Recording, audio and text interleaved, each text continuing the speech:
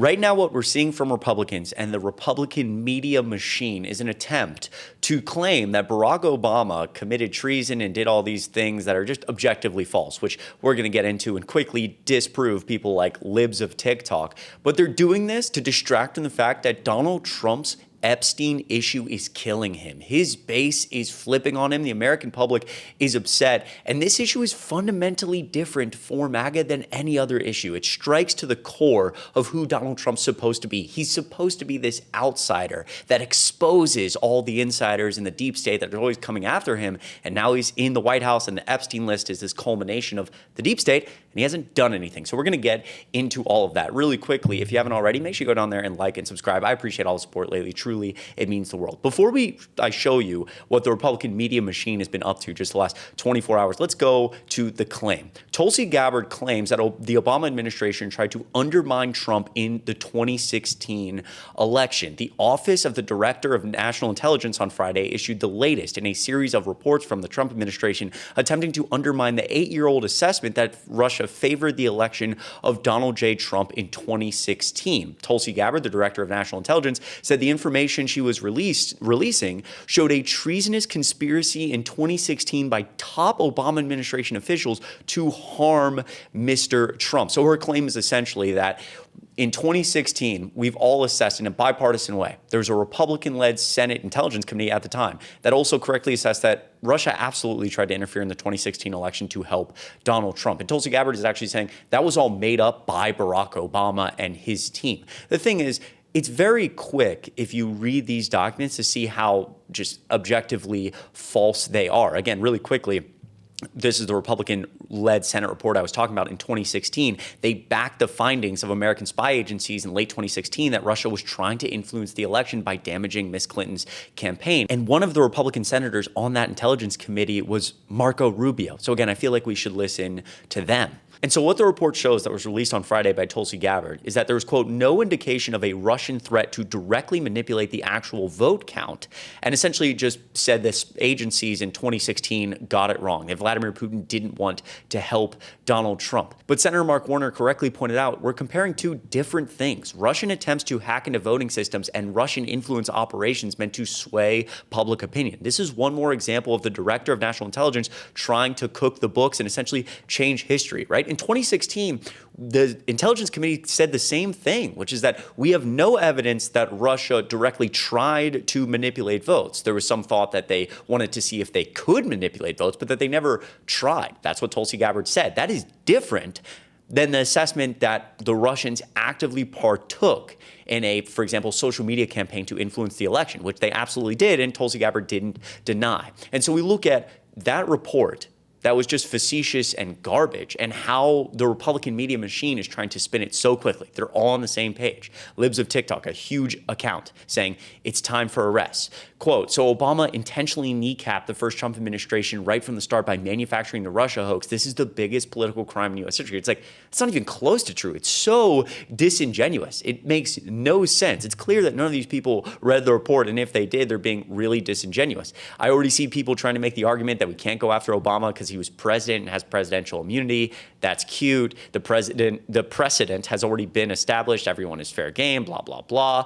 Barack Hussein Obama tried to overthrow a duly elected president. All this just nonsense. Stephen Miller saying a sedacious conspiracy to overthrow the government and democracy of the United States. So here's the thing. They're doing this all at once together, just straight lying about this for two reasons. Number one, because they're attacking the successful black man. Of course, they have to attack the successful black man. But number two, they have to focus people away from the Epstein issue. It is killing him. Listen to this from CNN yesterday.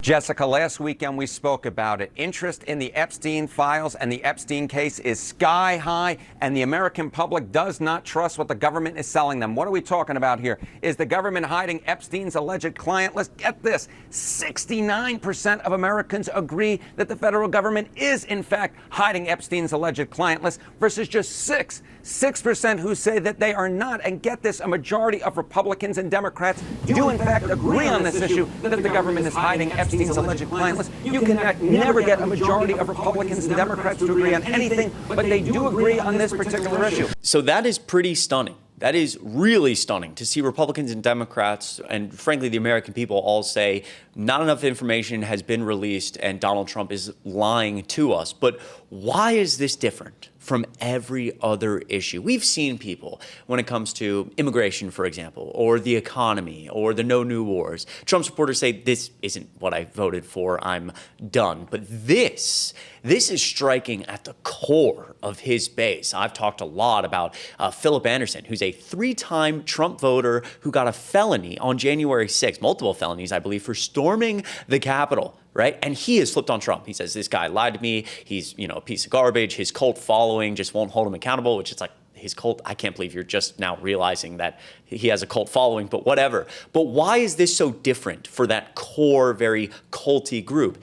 It's because the Epstein issue is fundamental to Donald Trump. This is a really well-written article by The Atlantic. Why exactly this reversal dismayed his followers when 1,000 previous reversals, referring to literally every other issue, had bounced right off them is hard to say precisely. Because Donald Trump says he's going to do something and doesn't do it, or does the opposite all the time. But this one is different. One possible reason is that compared with promises about normal policy issues, the Epstein saga is both easier to understand and generates unusually strong feelings. The sexual abuse of underage individuals is more visceral than more abstract harms of, say, taking away people's access to health cares. And this subject is central to the QAnon movement. So think about this. It's fundamental to Trump. The last decade in American politics is they, the deep state, are coming after me. I am the perpetual victim. I will tell you what other politicians won't, both left and right. I will expose not only all these people coming after me, but all the people who have ruined your life over the last 20 years in American government. And the Epstein list is supposed to be the culmination of that. It's like, here are a bunch of Democrats who not only try to come after me, but it starts to lean in toward QAnon, that all these evil deep state people are secretly running the world, doing things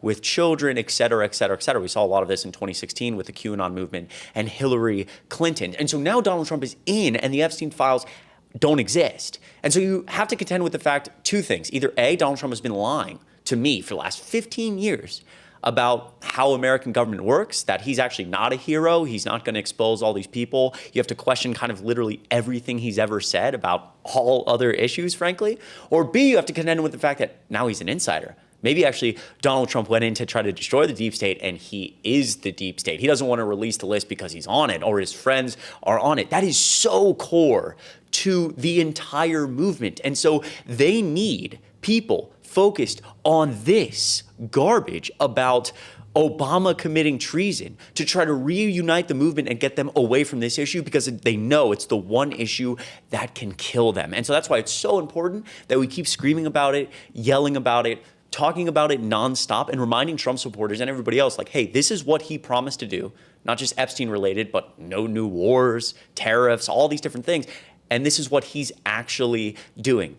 But part of the reason I do what I do, and Adam Mockler and Harry Sisson, is because this media machine from Republicans, especially on Twitter, I'm showing you some of these tweets, is so powerful. It's so powerful. They just churn it out, pump a bunch of disinformation. Now there's a bunch of Americans today walking around being like, oh, I hope they arrest Obama. They've forgotten about the Epstein files. And that's why we do what we do to compete. So if you haven't already, it would mean so much if you went down and like and subscribe this video. Maybe send it to a MAGA friend and see what they think. I'm going to get out of here. I appreciate you watching this video. Let me know your thoughts in the comments down below. Again, I appreciate all the love and support lately. You guys are incredible. You're the best. I hope you have a great rest of your week, and I will see you in the next video.